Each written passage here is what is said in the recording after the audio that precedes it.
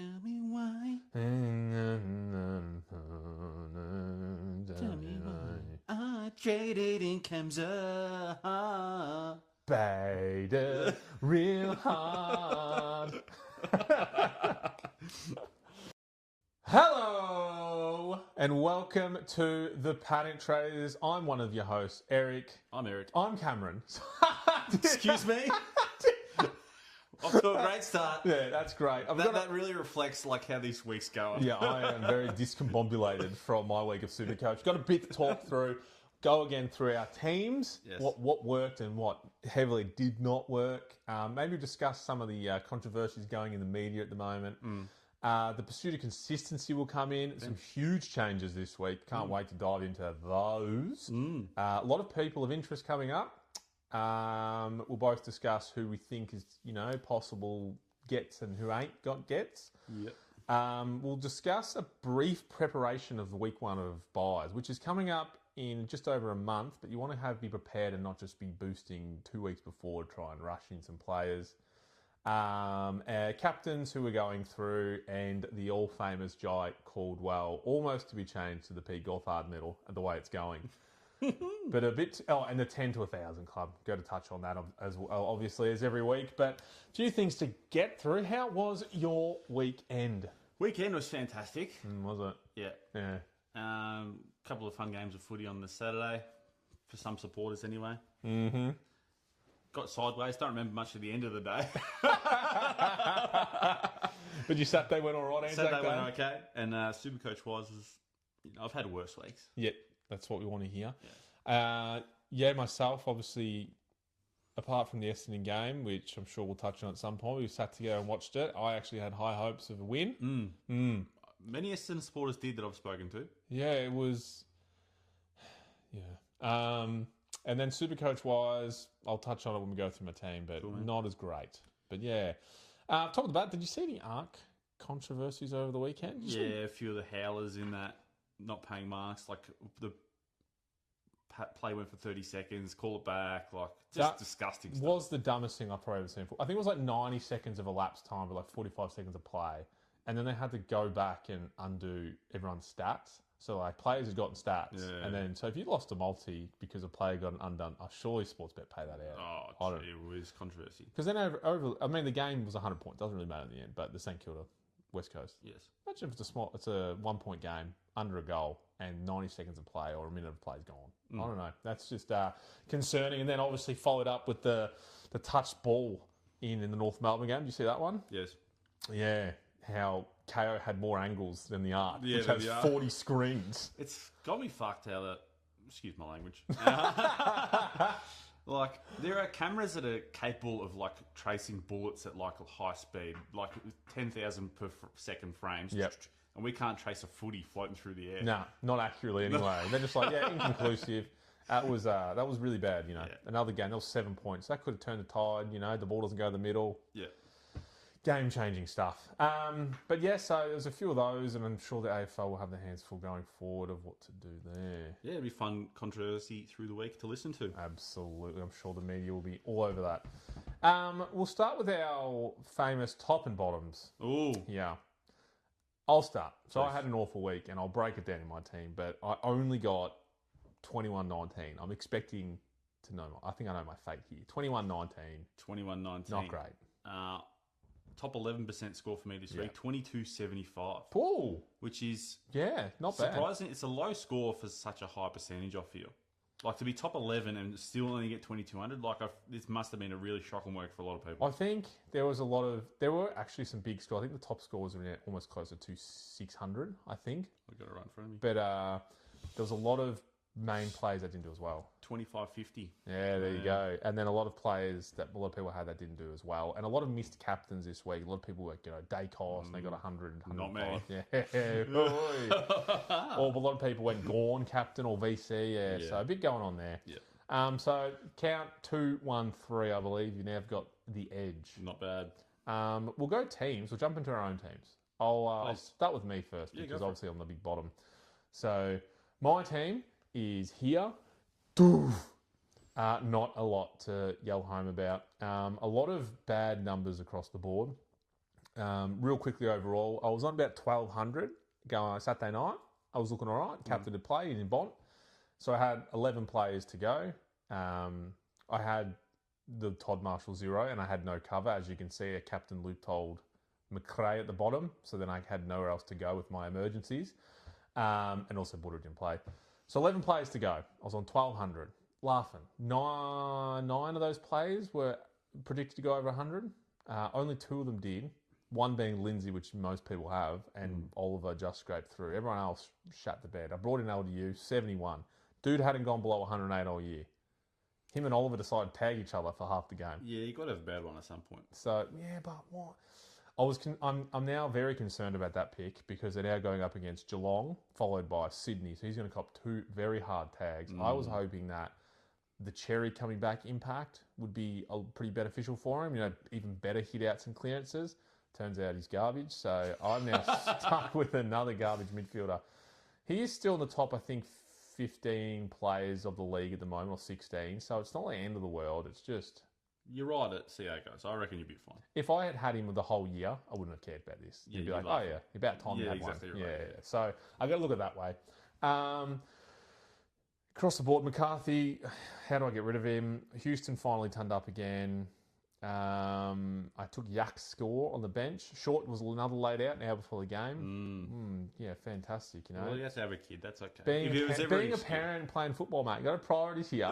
My Supercoach team. My Supercoach is suffering here, Jaden. Did think about boost trading him out, but I thought, no, I'll be all right for this week. I was not. Butters, Smith got it along. Berry attended so many centre bounces, but all of Adelaide just got absolutely pumped. Bruin, question marks, what to do with him going forward. Sardis, my man, he got 41 points in the third quarter and he played 59% game time. He attended the 5th most centre bounce attendances, so Brad Scott chose not to put him on the field. And then when he did, no time on ground, this is what happened last year. There's a high chance he gets dropped next week because Scott just hates good players and loves Ben Mackay. So I'm in a pickle there. Jackson's doing what he does best. 147, even with M. Cox in the team. McAndrew is another person I think everyone's going to start look on to moving at the moment. Sheasel, not terrible. Flanders, not terrible. Layla, not terrible. Rochelle, God tier awful. I could have got... The plan was to get Track, and I will get him in this week, is my plan, I think, going forward. But I took him over his break-even and his price at the time, and then since he spat out a 60 and an hour 55, and just another mid-pricer doing garbage. And my man, followed by Windhugger, who got absolutely robbed with his score. 2 goals, 24 touches, 11 marks, 90. 2. There were players like Philip who was on like 45 at 3/4 time, and he had like 12 touches, 2 goals last quarter. But junk time, they're up by 9, doesn't matter. 60 points. Carroll, same thing, 10 touches, 50 points. My man was doing it when it mattered. Just getting robbed. Not that would have saved my score. The extra 20 points, can't hurt that. Yeah, so very average across the board. Yeah, like those players like the Rochelle, like when he had that big week the other week, what did it for me, like what kind of was like, I'm not sure about that, was I think he kicked like 3 or 4 goals. 4. And he had to kick 4 and have like whatever it was, 25, 30 to get a good score. So I'm just like, it's not that it's concerning, but it's just like, this is definitely not a maintainable stat line for this score. I think, so in that game he did have the 20-odd and 4, but previous to that he was playing mainly midfielder and he wasn't kicking goals, or maybe won a game. I'll just pull up his stats really quick here. Like the Geelong game, 21 and 10, kicked 1. The Freo game, he had 19 and 1 and 127, 100, and then he got the 127 with 26 and 4. And then he's just decided to stop playing football. I'm sure it'll come good. Oh, you think so, but I mean, Adelaide did get belted. I don't know if you saw any part of the game. After quarter time, the ball just lived in their half of the ground, and Rochelle got pushed. He got pushed out of the mid for the second half, and he was mainly playing forward, and the ball was just never there. And Berry, I think he has the most CBAs. I think he was like 85%. Yeah, he was huge. And for that scoreline, is that concerning for you? It is. What did he get in the end? 18 touches, 7 tackles. the Adelaide, to be fair, Adelaide in the midfield got absolutely dominated. They couldn't even touch the ball. So he was really good. I think quarter time 30, and then he was on about 50 at half time. So I was like, oh, it's all right, track for that 100. And then Adelaide just got obliterated in the third quarter, and that was game over. And he rallied together a bit in the last. But yeah, so it's a big concern. I don't know what to do with a lot of my mid price at the moment. So a little bit tricky. Good to see you Houston get up, and McCarthy also like a similar 76. Yeah, good man. That's just unusual because like West Coast getting pumped. He should be seeing a lot of the ball, but you hope for a lot of marks and decent scores. Well, yeah, that's the thing. He disappeared in the second and third quarter. I think he got about 55 points in the first and last quarter combined. In the second and third quarter, I just couldn't even see him on screen. Like he was just never there. Yeah, when Lindsay's beating him by 60 points, like just about fucking. Yeah, they're gonna cross over in prices. One going up, one going down. That's not good. That's my team. Lot to talk about in the people of interest for me, I think, going forward. How about yourself? Well, the top of this week, the 22.75. Thanks, Cameron. That's all right. Similar to yourself, a couple of donuts in that the Gibgus is dead and Myers Blamirez was a laid out. Even with Short being the laid out, I rushed to the app to see, Gibgus surely. No, not in the team. Even with another defender going out of the team. Yeah, he's... At the moment, it's just a loophole for me. He's just a loop, which is fine. He's serving a purpose. Yeah. Sinclair doing what he's doing. Ash had a really, really strange one. He started well. I think he was at 4. He was like 40 or something, like maybe just after quarter time, like shortly into the second. In the third quarter, his net points was like -8. So he lost 8 points in the third, and then his last quarter was like a 50-point quarter for a 92. Oh, wow. It was really unusual. It was a strange game for scoring that one in total. I was to be honest, I watched most of the game, but I was mostly rage watching LDU. I was very blinkers on for the other players. Yeah, I was just watching the Ash, and he had like that little, like, fucking icicle symbol next to his name. Gone cold. Yeah, he's gone cold. He's like on 40 in like 3/4 time. Like, this pick's dead. And then he finished in 90s, which is fine. But that third quarter was like, what's going on here? Bit of lifesaver there. Similar to yourself, Lindsay is my top scorer for the defence line. And a couple of donuts. 3 DMPs in the back line this week. Real dire. He's your, third high score. You probably might... Sorry, I just saw third highest score for you. Third highest score for me across the board is a rookie. That's interesting. Mid was fine. Holmes had a down week because, like, similar to your LDU pick, it's his kind of first down week for the year. It's going to happen at some point. You can't maintain that, 115. Most players can't anyway. Correct. The rookies in the mid are doing okay. Dersma, chugging along. Jagger's probably on chopping block very soon. His break even, I think, now is pretty close to his average. So I don't know why I keep fielding Jagger over like Murdoch and Anderson and Hannaford. Well, Hannaford, he played. Did he play? Did he get another 20? He got another game. So he backed up another 20 with a 20. And he made cash, baby. Let's go. I can't believe he wasn't dry. So that's kind of a dead pick. The rucks. Yeah, here we go. Doing okay. I'm going to touch on this in a moment. We'll come back to the rucks.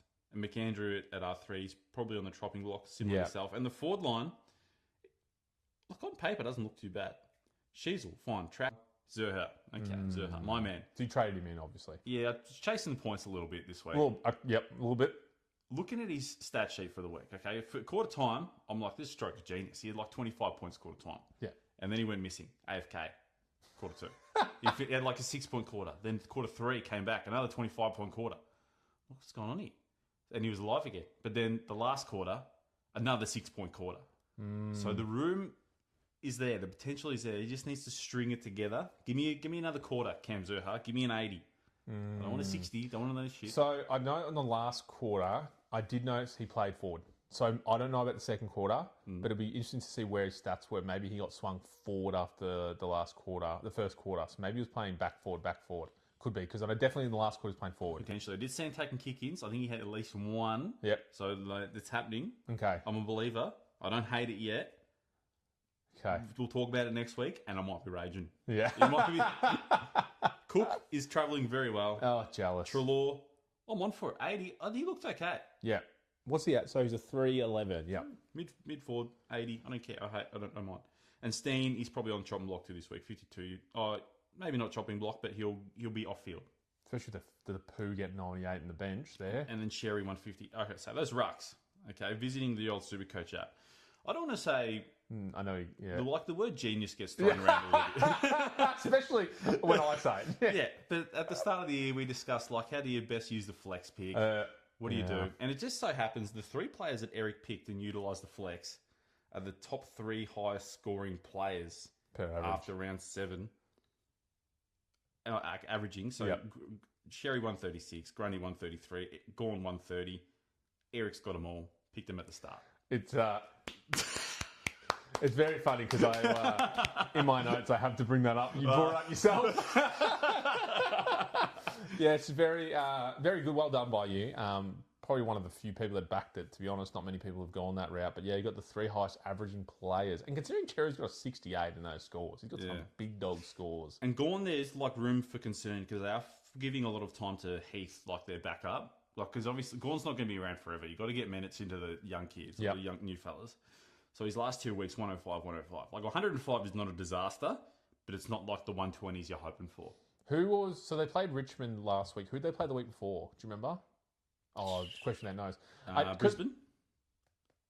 Is that what they won? Yeah. Yeah, they versus Brisbane. Well, I was going to say, I saw Gorn played a bit of forward in that Richmond game. Yeah. Which had me concerned. But then I thought, they're probably, they know they're going to win this.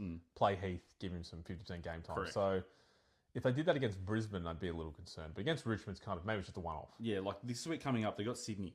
So you wouldn't risk Heath it. will get dominated by Grundy. Yeah, you wouldn't. How do you feel about your rucks coming against Chella for the first time? Still going to loophole them together? Yeah. Still VC Grundy Captain Max. Imagine. Absolute strat. That's fantastic. So the team's doing okay. No, that's really good. So season rank 5820. Did you go up with Yeah, you would have with that score, I imagine. Eric currently sitting in the top 3%, season rank 5288. Damn, I dropped 5% to 15. I'm garbage. It really hurts not having the strong rucks. It's the only thing saving me because I got Zerha, mate.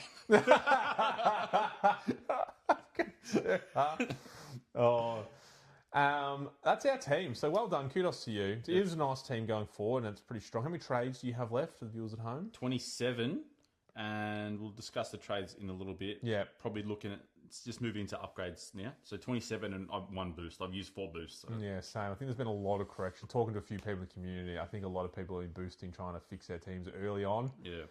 Which is not normally the case for a lot of people. So there are our teams. We normally go into Eric's favourite, my favourite section. What is it? Segment of the episode. Yes. Eric's inquiries. Eric had a big night. Eric had a big night and a big weekend. I haven't really had time to formulate any questions. So, if any come to me through the remainder of our chat here, I'll let you know. Yep. But at this point in time, absolutely, and I'll do the same. Well, questions without notice, just bang off the top of your head. Cool. So that will come apart through the show, and we'll put, we'll sing the intro as we always do. Eric's inquiries.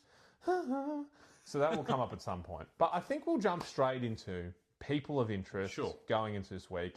A lot of confusion up in the air in the community. So I've put down a few options. I'm sure as we go through it, more will occur. Mm-hmm. There's obviously the major ones. If you haven't got Bont, try and get them in. Same with Bailey Smith or something. Actually, that's probably one I should put down. A lot of people don't have Bailey Smith. He's almost a pod still. Yeah. But the first one off the bat, B. Rhett Daniels, GWS, 300k forward. Mm. Currently averages 97.5 on the bubble, -16. I did see that. Probably not for me, given that I'm a Treloar and a Zerha owner. Do I really want another 300k-ish speculative player? Mm-hmm. So would you Zerha Daniels? Say you didn't have Ed in your team and you had to pick one. I haven't seen enough of Daniels' game. Okay. Is he playing as a forward? He's playing as a high half forward, so he tended 6 centre bounces. Also had 6 clearances from the game. And a lot of inside 50s. I think he might have had a rebound or 2. So he was pressing up the ground into stoppages outside of centre bounces mostly. Yeah. Scored a goal, looked really good. I think the game prior, they dominated one of the Richmond possibly. I think he had a 70-odd, but he hadn't played in a while. So that was the warm-up game. Yeah, I'm just looking now. Previous years, he scored quite well, I believe. 2 games this year. So he's got the 81 and the 114. Yep. But he missed the game in the middle. What was the reason for his miss? I'm not across this bloke. He missed a game in the Did he middle. get dropped or? No, he wouldn't get dropped. No. He's one of their better players. Maybe he put up sore in that first game. I'm not sure, actually. I did not know that. Cameron's obviously done deep dive research on this player. No. So, 2024, he averaged 90, which is good. Got as high as, 525. Yep. Good for Last year he only played 1, 2, 3, 4, 5 games last year. Very injured last year, which is his cheapness in price. So I don't hate it. Just having a quick look at his stats. If you're a believer and you know more about this pick than me, I can go for it, mate. Because I did start him. He was in my preseason team, and then one of the preseason games he did his hamstring. So obviously straight out, didn't stay in. Yep. So I was big on him at the start. I've got a lot of mid prices. So it could be a sideways downgrade trade if I wanted to do it. I just don't know if I'm going to do it. I know a lot of people probably will as a forward option. He'll make some cash. He'll score some all right scores. 0.5% ownership at the moment. You love At the the pod. moment. At the You moment. love the pod. I do Get love on the him. pod. He'll be in. We jump into everyone's rage bait. Trade bait, I should say. Cam Zerha. I was going to say, did you fall into this trap? But you've already heard him in team. But you're a big believer. You've already discussed that. Yeah, look, I've got another week in me. So, the 61 this week, he's still got to break even of 6, Oh, okay. Meets his projected That's all right. 70, he's going to make me another 30K. If I get out of it, 50 grand up, and I have to rage trade him out, there have been worse disasters. Correct. What would be the line of a trade out? If he gets a 30, 40 next week, he's gone. What about a 70? 70's fine. Oh, really? Yeah. 65? I'd be raging about it. Okay. So 67 is just the line. 7, that 7 saves him a bit. For me, so watching him get swung forward, I thought I made the right choice here. But I'm happy to be wrong because he did look a huge scorer. And if you look back, 2 years ago when Zeeble, in the end of his career, got put in that back line with Alistair Clarkson, it could be the next Zeeble in the back line, which is really good. And like I said, he did have those 2 strong quarters, and then, like you said, the magnets might have been thrown around. He gets put in the pocket, and he's giving you those quarters where it's 6 points instead of 25. If it's going to be like that regularly, you probably got to get out of it. Yeah. Give me a bit more of that back line If time. he can hold that back line for sure. 2.4% ownership, so a lot of people jumped on him this week. It wasn't just Eric. 2.4. Yeah. I think a lot of people must have been waiting an extra week. Not Eric me. said, not me. Jason points, baby. Another one, which is the most traded in player. Well, he's in the top 5 across the league, but then in the top 1% of coaches, he is the number 1 get. Nasai Wanganingula. Talk to me. What do you think about him? 568k defender. BE of 121. So high BE. Averaging 104 across the season, but his 5 round average is 115. So it's 11 higher. So he's had those early games that are pretty bad. What are you thinking? 568k. So pretty on par with someone like a Roberts. I think Roberts is more, actually, Well, he's 31% owned, so it's might be a dangerous anti-pod. to not have. Yeah. Yeah, I'm noticing a lot more people having him. If he continues this trend, like if you said the 115 5-rounder, it could be dangerous not to have. So you're thinking he might be somehow... 560. He is an option for me this week. With? But do I want to overload? Sorry to cut you off. You're about to say something. No. On St Kilda players. Because if you... How many have you got? I've only got 2 at the moment in Philippou and him. Yep. Philippou and Sinclair, sorry. But if you go the Naz route and then you want to get yourself a Wilkie, this could be too many. Yeah, I see that. Yeah. You got to probably do a bit more forward thinking about who's going to round off your top 6 defenders. If you're going to have another St Kilda player on top of Naz, you got to decide who you want more, like Naz or the Wilkie kind of situation. Yeah, no, I see that. Yeah. That's a good one. Just to not get shagged by the buyers primarily. If you want to get him after the buy or make whatever that, if it works for you, then sure. I'd love to have Wilkie over Naz, but I think Naz would be the more normal. And just watching that game, yes, it was against West Coast, so I don't take anything out of it. I reckon he had 34 touches. I reckon he had 34 handball receives. He just out the back. Oh, it's shocking. I hate it. Such a hard watch as a non-owner. Not even as a non-owner. Just kick it to someone else. You got just 20 runs past handball receive. Got 21 other blokes out there. Use them. Oh, mate, it infuriates me just watching. And everyone talks about how good he is. Yeah, he's a good user, but just if anyone can run out the back. Anyway, look for one extra 1,000. Sorry to cut you off. No. If you want to go Wilkie instead of Naz for an extra $1,500, I'd do it. Yeah, and no one's on Wilkie. Everyone's dogging him, and he got 105 in a team in defence when the ball's never in the back half. 16 marks. Oh, talk about it. So yeah, that's another one. Another one that's another trade in that people are looking at because forward options are decimated. Jason Horne-Francis, 495k forward mid. So they've got the split there, averaging 96.3, break even to 65. He passes the eye test. Like to watch Port, he watched. He looks really damaging when he gets the ball. I like that, the eye test. Yeah. 112 this week is fine. Like if you had him already and he's averaging 96, not spewing. You're not spewing about it. You're cruising. Mid forward, love that flexibility. If you have him at if he ends up kind of 4 to 6, I don't think you're unhappy about it. Fits my price range this week after trades. Like I reckon I could definitely get him in, but my forward is kind of sitting okay at the moment, so maybe not. He says with Zerha at F3. I rate that. Yeah, I don't hate it. And if it particularly being Port, like if it fits your buy structure and you need like a Port player, or a Port player will help you with the buys, then go for it.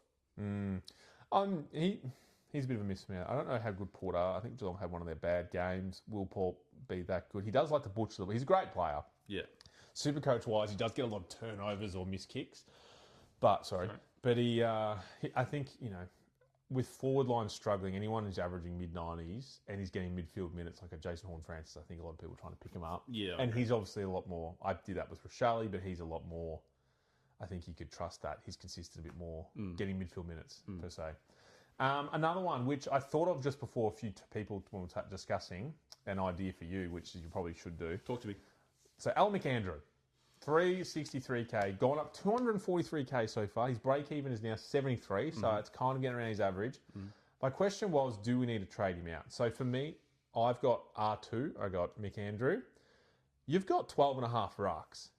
With Reedy on the bubble, who I was going to speak out later, you could just do an instant trade, 250k. You don't need to worry about your rucks. So there's Reedy. Who cares if he's playing or not? Because you've also got Steen on the bench. There's a lot of options for you going forward. Yeah, I'm hearing you. I did look at the Reedy. I don't trust it, first of all. No, not at all. So just to touch on Reedy. So he scored 108 this week. That's fantastic. His total score for the year is 139. So his first game, which was opening round, he scored 31. He played. So the difference between those games is Pitnet played in the first one. He didn't play that second one. In the first game, I think he might have played like 35% game time. They just did. Pitnet was the main ruck, and then when Pitnet was off, Reedy was on. When Reedy was off, Pitnet was on. So they just did this the entire game, and Pitnet got the more minutes. Pitnet's out. I think he's out for one more week. But then, do you trust that? Do you even go? Nah, not even. Pitnet, from what I have seen and know of, I think Pitto's playing all right. He's playing. He's kicking goals. Yeah, like he's being impactful. Yeah, he does his best. I don't think if he's healthy and ready to play, you're not going to leave him out. And Reedy will suffer that same fate. Do you, with your 3 rucks though? Do you care? Do you care if you can make money right now and have someone who can potentially make you 90k next week and maybe more going forward if he does keep his spot? Is there someone in your position? There's probably a few out there with Andrew as R3. Yeah. Do you care? Look, it's not ideal for me. I'm probably going to avoid it. Yeah.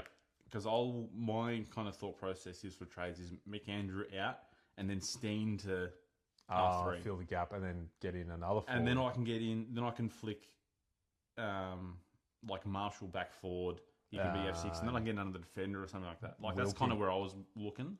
Wilkie might be... Okay, that makes sense. A bit more structure changes there and you don't need to... And I'm thinking about upgrades more than like kind of getting more rookies in. Yeah. I was just thinking the cash to. No, I'm hearing you, and it is lucrative. If he makes his break even, so he's projected to. What's his break even? Negative what? Negative 67, which is fantastic. That's juicy. Projected 51. Look, you hope he gets that. If Pitnet's not playing and he doesn't get 51, like it's struggle. And then even for your setup, you just have another ruck forward. So him and Steen are just doing these ones for the rest of the year. Look, I got pretty close. What? Pretty close. I got pretty close to rage trading Philippou, who saved himself this week with the 98. Yeah. If he didn't, if you've got like a similar like player on the forward bench who needs to get cut or you're not happy with, you could flip him out for Reedy. I wouldn't hate that. Yeah, so... Even like a Lombard. Lombard's a slow burn. Very slow burn. Do you go Lombard to Reedy? Has he got a score over 49 yet? It's actually doing my head in. Every week he's got a 4 in front of his score. He's averaging 49. He scored 49 this week. Yeah. That's not a joke. Another one who is out there to watch. So he played one game, his first game, on the bubble next week. 121k forward only. Yes. C. McKenna from Brisbane. He's got about a 73, 79 in a huge win. So not a massive score, but he could be maybe next week just one of those downgrade options to make cash to get your primos. So not someone you're looking forward in the future to make a shite ton of cash. Yeah. He might make 100 grand over the rest of the year, but he just might be one of those options going forward. Thoughts? Possibly. Nah, keep it on Brisbane's injury list. They got a few backs out like Zorko and that. I reckon as soon as Zorko's healthy, Connor's out. Someone like Connor McKenna comes out. He did play forward though. Did kick a goal or two, I think. Well, keep an eye on it. But for sure, they've got a few injuries in there. Yeah, no, I don't know that one for me. I think I'll watch it closely because if he does go an 80 or 90, maybe he does keep his spot, and then that's a juicy price rookie at a 30-year-old. Yeah. You know. I wrote down A. Treloar. 311k forward, scored an 80. You talk to me. You got him.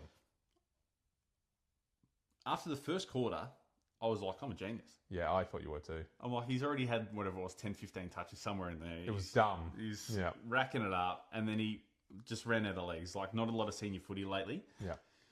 I had done a little bit of research before I went in on this pick. So I had to make sure, like, how's he been travelling? Like, recently he's been right. So in the twos, he's been dominating, like, you know, getting 40 touches and whatnot. Yep. He just came off a flag in the twos last year. Yep. He missed, like, the last, I want to say, half a dozen games of, close to a dozen games last year due to injury. Yes. So the last game he played was round 15. Plenty of time to get healthy. And then started playing good footy in the twos. I think his body is okay. Yep. Well enough to be in my Supercoach team for an 80. I'm a believer. I am also a big believer. I think he got 30 touches in the end. And in a team, so I think at halftime he was on about 51-ish, 55-ish. And it looked the goods. He played minimal game time. I want to say in the third quarter, it might have been like 40%. He played not much game time, and in the last quarter was similar. So that was 60 over the entire game. Yeah. But I think, the game's unraveling, they're losing. Why risk him doing another calf? Just pull him off, rest him. Play him for the rest of the season type vibes. Because he actually looked really good. And then to look at the numbers as well. So last year, he started at 628. Yeah. So he was only last year. Got fucked by injury last year. So really brought him down big time. And then the year prior to that, he was 116 average, like finished the year 620k mid. He's big on my. I've got a lot of people in my cuck room this week, and he's one of them. So if we stay healthy, I'm gonna be real kind of generous. I'll take 15 years average off his last two. Yeah. If you average me 100, Adam, you're a superstar, mate. Yeah, I think with Treloar coming back, with Libba coming back in that team to help him on the outside, there were a few things that I did notice in the game. One of the first ones was during the first quarter. On all the footy apps, it said he was injured, and I was like, oh, surely not. Oh, no. And then the TV cuts to him. He's getting both his one physio on each calf, giving a rub down. And I was like, don't tell me he's done a calf already. But no, so the app's got it all wrong. Side tangent. Yeah. Injured doggies. How about Norton? Oh, what a hard watch. Yeah, for those who didn't watch it, don't go and Google it. It's awful. Gee whiz. It's incredible that they came out the next day and said, yeah, we'll test his availability for next week. Yeah. Man was almost not walking. He's lucky to have legs, this bloke. Gee whiz. That was, just how elastic band back, like his neck. Yeah. Like, so for me, I think, just back on Treloar, if he was to score an 80, 85, I think he's in my team also. Yeah. 80's fine. I think, at this point, for a forward, I'll take a 60. A 60's good. Like, he's... my voice is shocking. That's all right. Excuse me. Big night. He's averaging 80 after one game, and he's my F3 in average. That's concerning. Because I've got Zoya. That's right. Your rucks will carry. It's fine. Someone who you've got written down here. Yep. Who's a highly traded in rookie this week, if I can pronounce it correctly. Patrick Retschko. Retschko, yes. So he's on the bub. Big bub. I think he's the highest break even, or lowest break even. 84, negative 84. Yeah. I think he's a clear trade sideways. I think wait for teams to come out because Blemires is good and he's good enough to almost be on your, as a D6 at the moment for rookies. Yeah. But he got dropped, so I'm not sure if that was just an omission just to be rested. But I would look out of him or Grillage to just downgrade in the midfield because I watched him closely on the weekend and he actually looks really good and really impactful. So Reshko's spot should be pretty safe going forward. Yeah, I traded the Sizzler last week, the week before, Grill. Yep.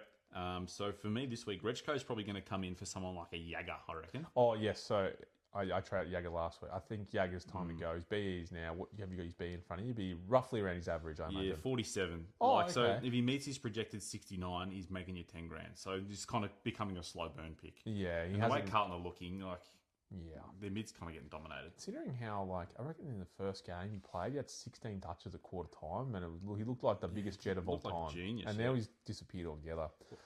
He's only at one ton this year, 113. And that would have been early on too. It was round 2, yeah. And since then he hasn't had a score over 88. Yeah, I mean, 88 is still pretty good. Yeah, it's fine, but it's like 65. 113 is a ton. And he went from that 113 to the 88. Yeah. 70, 53, 64, 69. So he's on the down. And the unfortunate thing is because of that 138, a lot of people feel, including myself, always fielding Jagger Smith. Yeah, thinking exactly. that 100's coming and it never came. Getting trapped into it, yeah. Is there any other people with person of interest off the top of your head that you can think about? Yeah, someone who is coming into my trade plans this week, most likely, who would love your opinion on, is a forward mid pick in the Mark of the Year contestant this week, Kasai Pickett. Oh, of course, sir. Yes. So he's surprisingly highly owned at 33%. Yep. Becoming kind of that dangerous antipod in the forward, given, like we said, the forward stocks are so shocking. Shall I get Cozzy? 544, mid forward, averaging 107, which puts him at... Probably 3. Sheasel track pretty Pickett. high. Excuse me, filters. I would, as you're picking that, you go. Oh my goodness. That's all right. As before you get that, as third, yeah. Talking about your trade, how you're going to structure it, it will give you that money and in the forward. I think absolutely yes. I believe, and the high pick rate would be because when Track went injured was the week he got his first high score. I think of 130 odd. Oh, so a lot of people just went whoosh. Yeah. And then his price still went to like 480, and he was doing well. And I think you have to. One of those players that I started in the preseason, and then round 0 came out, and you trade him out. Stupid. Yeah. One of the best forwards, and I could have had him. Someone who's... Sorry to... No. So, yes, I think he's someone people to get in. Like you will touch on a little bit more, and we have touched on, is the buy structure. If my team looks like that, the round at Melbourne, I have too many players, instead of Cozzy, could I go with Zach Bailey? Because he's back on the... He got 129 last week, just gone. 1, 2, 3 this weekend. Oh, 1, 2, 3. Yeah, but he did have that down game where it was like... Because he was a person of interest like a couple of weeks ago when he got 130. Yeah. Followed it up with a 52 and it was like... Fuck, he didn't trade him in. Yeah. But all of a sudden he's back to 123. It's... And they've got the Dons coming up, which is a free kill. He'll kick 7. Yeah. That's scary. Yeah, I think he's another option because he'd still be in the top probably 6 to 8 forwards, I imagine. He's number 4 at the moment. There you at go. A clean 100.5 average, 7% owned. So people are jumping on. I would, if you had the option between 1 or 2, between him and Pickett, I would definitely go Pickett. He's 40 grand zero. That's fine. I think there's a bit more consistency. He's getting a lot more midfield minutes, especially with McCluggage coming in. Bailey's CBAs would have dropped. I haven't got them in front of me, but I imagine they would have dropped. Very valid, yeah. And the ball lived in their forward half for that Adelaide game. So, he's playing high half forward. The ball is in his lap the entire game. One more for you. Yep, hit me. Another mid forward. Gold Coast, Took Miller. How'd he go on the weekend? He did all right, didn't he? He got 80. Well enough. So his break even now is 110. So kind of at that point where it's definitely achievable to kind of reset it. 5 round average of 91. And I reckon, I don't know, without looking at his scores, he probably hasn't tonned up for a month now. I could be way off. Given that his 5 round average is 91, I reckon you're spot on. Let's have a look. Because he started off well. 103 against Essendon in round 6. Oh, Prior to that, 88, 72, 103, 80. So there's a lot of... I mean, they're not terrible scores. So if you already had him in your team, you wouldn't be too unhappy. You'd be happy he's got the forward status. But what's the price he at? $4.90. So he's very affordable. Like, this is why he's kind of a person of interest. And his break even was 110. Yeah. So give it a week. Give it another week. Let it come down again. Okay. Because they've already had an easy run at the start of the year as well. So he's dropped 95,000 from his starting price. Is he one of these players, like you mentioned with Dunkley, that a lot of his score came from like those second stoppages? Would you put him in that boat? No, that would have been old Took Miller. He's just lost a bit of pace because he used to be a bit of break lines and stuff, and now he's just a bit of a role player in his team. Still very good and still a lot of things. Another one who I haven't got any notes for, so hopefully you can pull him up. Hugh McCluggage, please and thank you. Sure. So he was a big talk a few weeks ago, and I'm pretty sure he had another average game. So he was on 42 at quarter time, and everyone in my Supercoach chat's like, yep, McCluggage in next week. That's fantastic. He now gets, what did he get, sorry, just to be clarified? Hugh scored an 85. And break even, so I should have written this all down. 163. Is his break even? Yes. And his price? $4.98. So if he meets his projected 78 score this week, he's going to drop another 37 Gs. Is that a watch? And has he scored, are his scores so low that you're not even considering him? Or is it very much... we're waiting another week? So he was injury affected. So started round 0 where he got injured, 13. Yep. Since then, rounds 5, 89, 6, 50, 7, 85. So those 3 scores coming back don't make me go, I need him in my team. Correct. Hasn't even touched a ton. He scored the 50 and dropped 103,000. That's a lot. And another 40 grand this week. And expected another 30K. Yeah. You're getting him at bargain price. If you trade him in and like just have him at, M7 or M8 or something like that, just chilling. He can be beside like your Tanner Bruin. You'd be happy with it. Yeah, I think next week it might be a go because surely he comes good. He's an elite player. He's in that age bracket of, in his prime. So maybe he's still kind of struggling with a bit of injury. But he's one to very closely watch. And I imagine that break even being so high, people probably won't bring him in this week, but definitely next week. I imagine a lot of people will bring him in. If you're one of the 1.2% owners... who brought him in? How are you feeling about it? Oh, pretty rough. I did look that a few people did bring him in last week. Yeah. Ludicrous behaviour. Absolutely ludicrous. Real brave. But that's people of interest. So obviously there's the main ones, you can get your rucks in. But these are other ones outside the norm or inside the norm this week coming that we were interested in. Yeah. I'm going to run straight into the pursuit of consistency. Well, I'd love to hear about it. Consistency, come on. So... thank you. Few interesting changes this week. I was just having a look. Why is that? Yes, a few interesting changes, which I'll have to explain why. So we're talking about those people who's averaging over 100, who get tight groupings, right? Bit of a mix-up this week. So number 3, someone you wouldn't expect. Sam Walsh has made it. Yeah. What? That was what I had to triple check my notes and go through them. Like, this doesn't make sense. 105, 505. So he's got 290. He's got a 91 and 96, but his average is in the low hundreds. But everything is in like a 10 to 15 hit bracket of like scores, and he hasn't gone big, but he also hasn't gone low. So he is someone very consistent. You'd be pretty happy with him if you start him. Yeah. I don't think anyone's looking to trade him in. Yeah. But he's pretty happy with that. Coming from number 3 into number 2 this week is everyone's favourite defender, Callum Wilkie. Another 105. Wow. He was on 14 at quarter time, and I thought, oh, this is the week. I think even at half time might have been the 30s. Yep. Then he had like 10 or 11 touches in the last quarter. Another one of those players to just rack up in junk time. And he got 105. So he has not gone below 105 this season. So if you started him, I'm so jealous. Very, very jealous, man. Number 1. Has been LDU for the last 3 weeks. And then I traded him in and he said, I don't know how to play football anymore. Number 1, the most consistent player in the league right now, averaging over 100. I think he's the 15th highest scoring player in points. Ooh.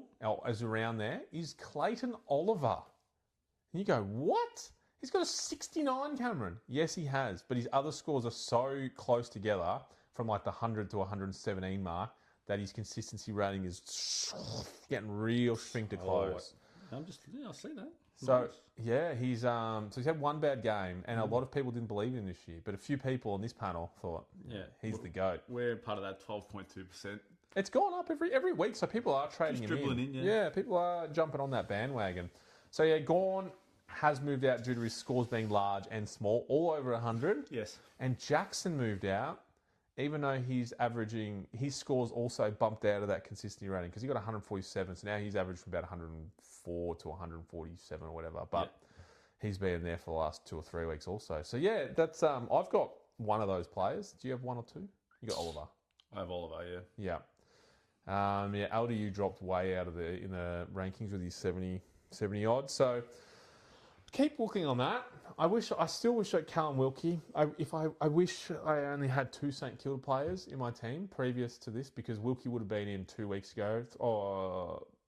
2 weeks ago when I could have made it work and I really wanted him, but 4 St Kilda players didn't make sense to me, even though he's still gone 140 and 105 since. But maybe they can win hanger sideways to Callum Wilkie, so then he can also score a 60. Yeah. But that's my consistency cohort. That's fantastic. These are the players you want to have. Yeah, you want to. Who of those 3 would you have over the most if you didn't have any of them and you could get any in? Wilkie, just could be fun. I think so too. Yeah, no one else has got him. I agree. Fantastic. We'll jump into the Jai Caldwell medal. Ooh. The best on ground. Jai Caldwell. Caldwell medal. How did he go on the weekend? I've lost interest in him. I remember his first touch of the game was Zach Merritt was streaming into the 50-metre arc. Caldwell was standing still, looking at him. All he had to do was handball past him on the run. He hit it 15 metres past him into the centre of the ground. I think Pendles might have picked it up, straight down the corridor, goal to Schultz. It was like, yeah, okay, we're great. He was 73 this week. Yeah. For a nice average of 85. Yeah. Imagine starting him. Anyway, any honourable mentions for yourself? I have a teammate of Caldwell's in Archie Roberts. Yes. Honourable mention. 40-odd touches. Yeah. Like, I was watching the game, maybe a touch bias. I didn't notice Archie. You did say that a lot. If he got 40 touches, they weren't impactful touches, okay? But honourable mention to him for scoring another 140 and elite. Getting the touches that he did. Did not sadly get any votes in the Jai Caldwell medal. No, that's fine. That's fine. Any honourables for you? Yeah, I've got a couple actually. Charlie Kerner with his 7 goals too. He finally cracked a ton. He actually looked really good against the Dogs, no forward. I thought that was probably worth it. You know, in our league, if you kick a bag, you get honourable mention. You don't get points. You don't get votes. You don't get votes. And it's just an honourable mention in Titatat's third quarter, just the 1 quarter. Just 41 points, 11 touches. Field him. Saved his score. Brad Scott. Imagine if he didn't have that. You'd be ropeable. He'd probably be getting dropped. He probably is getting dropped. I don't know. I don't know what to feel. I don't know what to feel about that. So they're my honourable. Oh, and just my hopes and dreams of one day being good at Supercoach. I did put that in the honourable mentions down here. Give me a 1 voter. My 1 voter is Pendles. Pendles, your 1 voter. Yeah, I'm just thinking about it now. It's the other way around. Yep. He's a fossil, but we love him. Yep. 42, couple of goals. Hard not to go by him. And another Anzac medal. Broke the record for him. Yeah. Yeah, that's a fair vote. I really rate that one. I love it. I've mentioned it fucking 1,000 times. Love listening to the radio. If you listen to the radio over the weekend, he was on the radio talking about him and his son, how they've got a Supercoach team. Yeah. He's like, it's no good because all my son wants to do is field me. It paid off this week, baby. Hopefully got captain.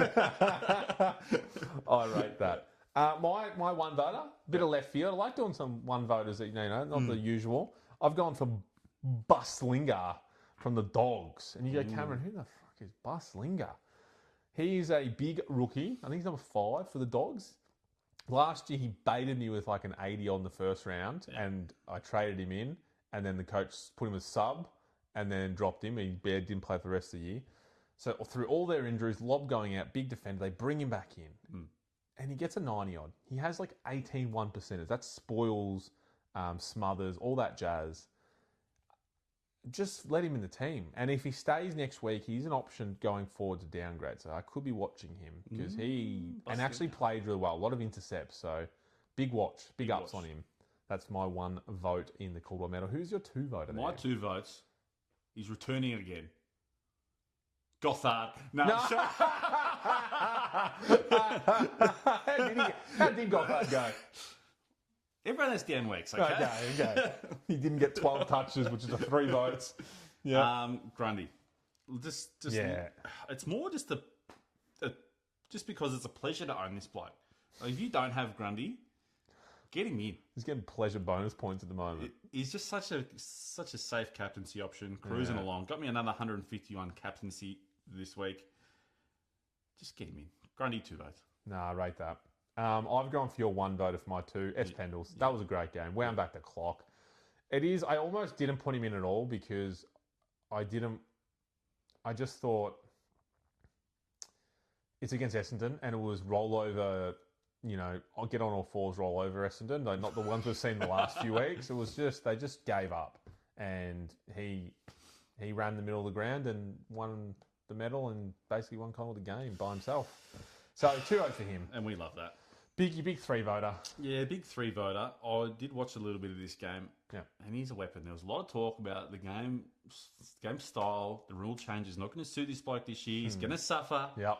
But he still gets me the 25 hit-outs, the 25 disposals, the 16 fucking handballs, the 5 marks, the 12 tackles, the 150 Supercoach.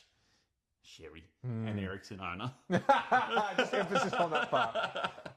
Just jump in. I've also gone Cherry for the 3 votes. Yeah, his game, he tried everything to get his team over the line, and the umpires and the ARC just didn't want him to win. So that was big. Big ups to him. I love that a lot of ruckmen get votes in our league. I'm surprised Gordon's not the 1 voter in yours.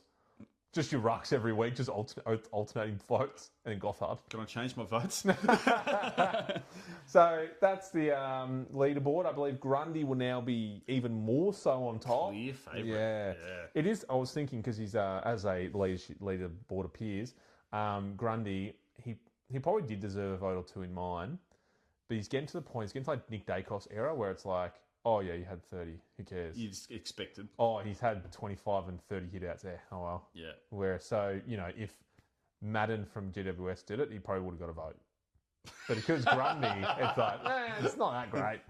But yeah, that's a call medal. The best and fantastic. We can jump into everyone's favourite segment. You gotta be cucking me. Cucking me, baby. Cucking me so hard. Do you want to go first or do you want me to jump in first? Yeah, I got someone who, it's a weird one for me. It's a real uncomfortable situation. Oh, okay.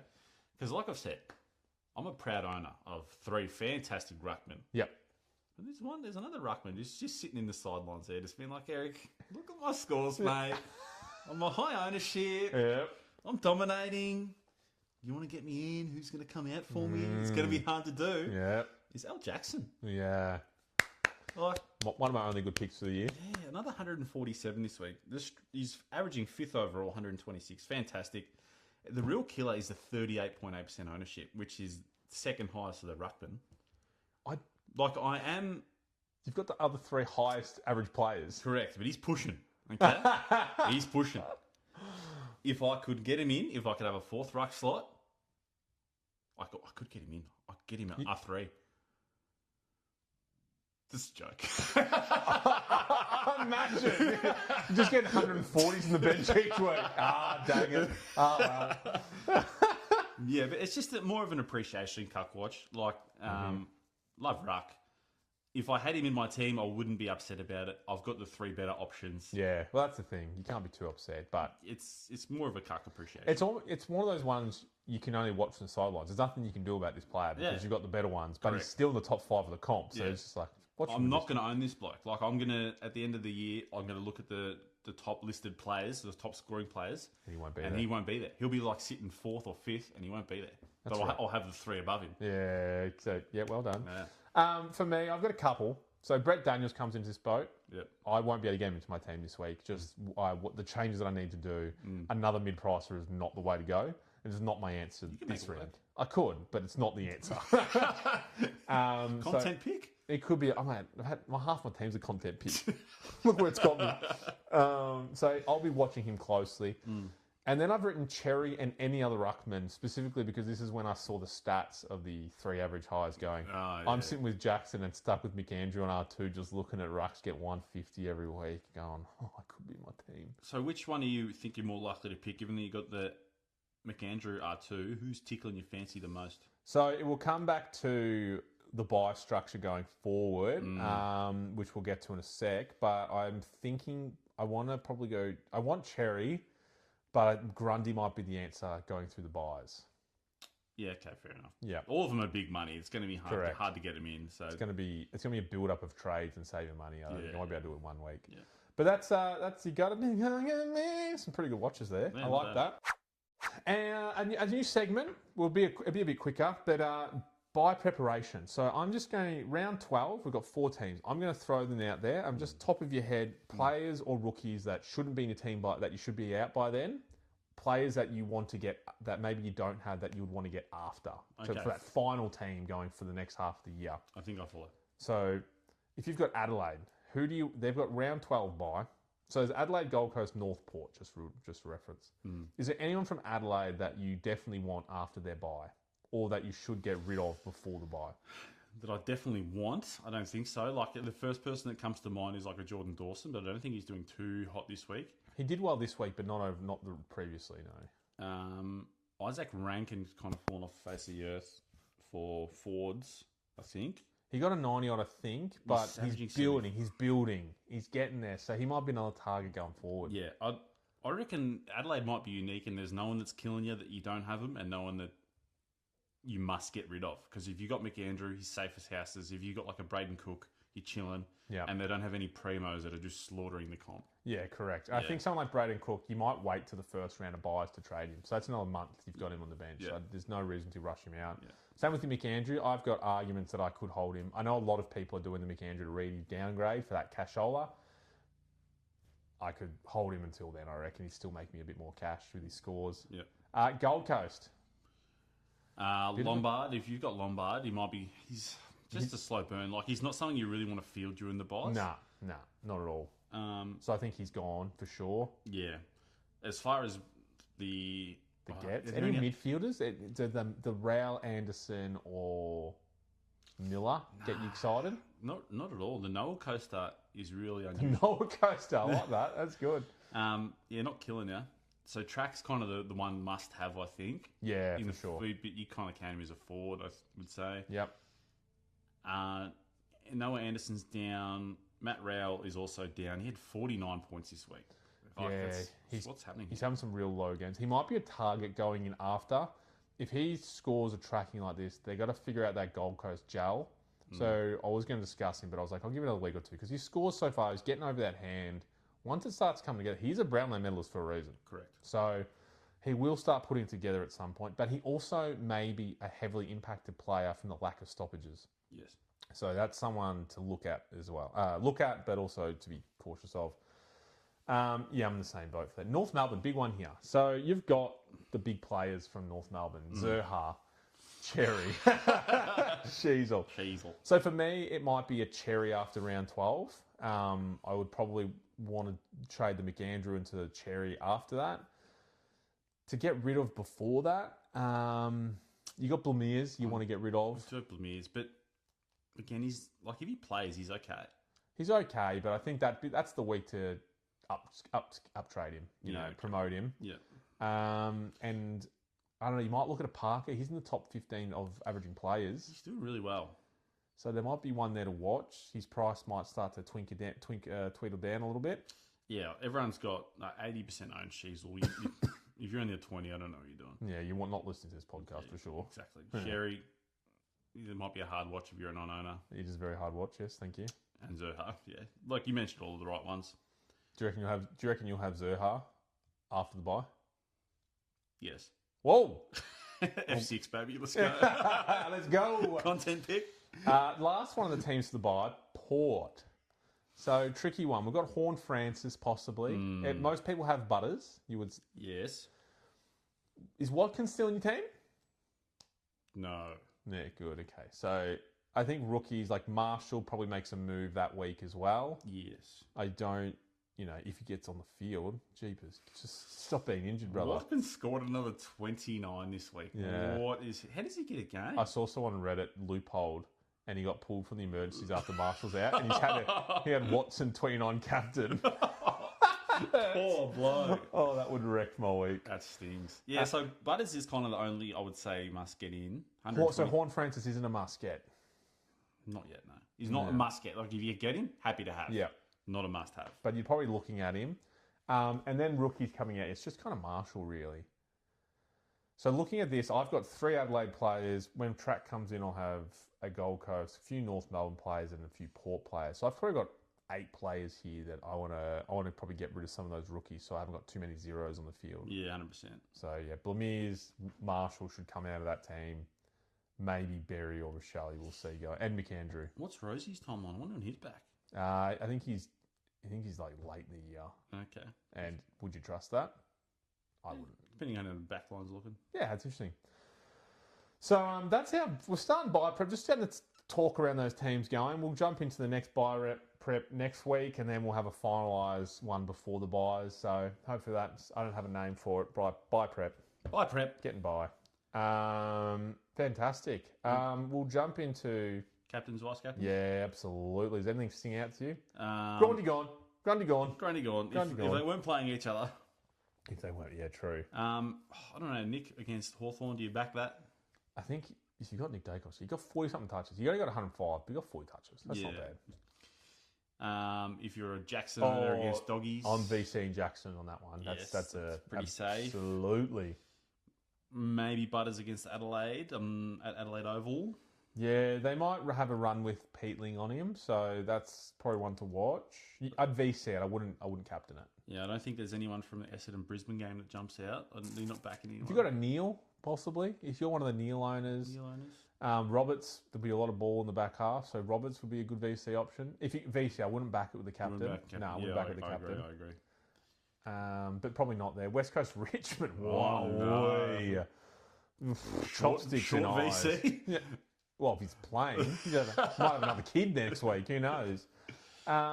West Coast players? Nah, I don't. Million Murdoch. You might. Dersma. Tom McCarthy, imagine. Geelong North. So this is an interesting one because they have a Sullivan tag who takes people out of games. And Geelong have 7 taggers in their team. So Sheasel and LDU, I imagine, will both get tagged by O'Connor and Mullen. Do you know who doesn't get tagged? Rushman. Cherry. Rushman don't get tagged. That's true. That's huge, actually. Would you... So, he's in the captaincy plan for me this week. I'm very likely Nick into Sherry, I reckon. Yeah, that's probably given that my guaranteed. other 2 strong options, Grundy and Gawn, are facing each other. Yeah, I like that. Yeah, I like that a lot. Captain Cherry at Geelong's home ground, so small ground, more stoppages as well. Love that. Carlton St Kilda. Carlton butcher the ball going forward, so a Sinclair or a Wilkie would be good. Yeah, absolutely. I say Wilkie like everyone's going. No one's got him, but Sinclair's a strong option. Messiah, actually, good option there. Yep. Sydney, Melbourne. I mean, you could captain one of the rucks. I'm sure one of them will do One of them will do fine. But if Heaney comes back, Heaney. Yep. Kai Pickett might get tagged, I reckon. I reckon he'll cop a Jordan tag. James Jordan revenge game against Melbourne.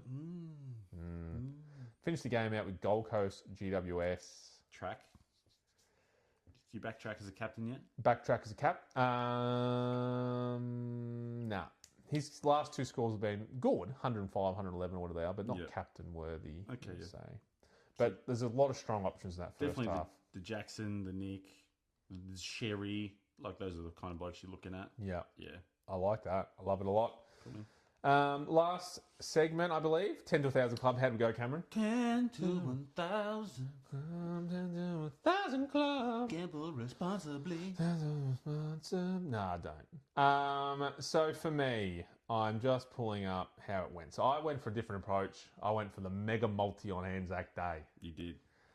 I'm just going to run through them real quickly, and you just go up or not, just on what you thought. And you tell me which one of these sounds stupid. Ash McGrath, 20. Ash McGrath? You mean Andy McGrath? Andy McGrath. I said this last time. I would say hit. Jacob Farrow, 20. the defender for Essendon. Miss. He got 19, so that did miss. Kai Langford, 20. Miss. 20 on the dot. Oh, very good. Jai Caldwell, anytime goal scorer. Miss. He did not get that. No. Houston, 24. Oh, be close. Hit. 27, he got it. Yeah. The Kako machine for 2. I think that's hit, didn't he? He got 1-1, I think. This one, I don't know if you get this one. Scott Pendlebury for 20. Hit. I could have put him for 40. This would have paid a lot. So you got that. Jackson Pryor, 17, defender, Essendon defender. Miss. Tick, 21. Jack Crispy for 21. I think he just hit that. 28 and cleared it. Oh, yeah. And then Membry for 2. I did think he touched the ball for 2. No, he was. It says here off for 17 minutes in the last quarter, like just that, and then Caldwell off for 11 in a row. Wow. So I think I got 6 out of my 10 leagues. So that helps my percentage, which is getting there. I'm playing differently now instead of stupid. So I didn't mind that method because it kind of looked all right. We just needed people to kick goals, and I picked the wrong ones. So that's normally how betting works. You pick the wrong ones. Eric's percentage. Our net loss profit overall. We're doing well. We are. I don't have much to say. Fantastic. Eric, obviously being the time of the week, Eric will make his multi and we will win, surely. Yeah, post it on the socials. Yeah. Keep your eye out for that. We'll discuss later. Absolutely. Anything else before we close out? No, thank you, Cameron. It's been a fantastic conversation with yourself. No, it's been great. Thank you. Hopefully, people can fix their teams much like myself. Make sure to subscribe. Follow us on Insta. Big Zerha watch against Cats. Let's go. It's not a bad option. Small ground. Might be a lot of long balls in. Might captain him. I'll post on socials today. Thank you very much, everyone. Have a good weekend. Cool. Imagine when you hit record, that'd be fucking annoying.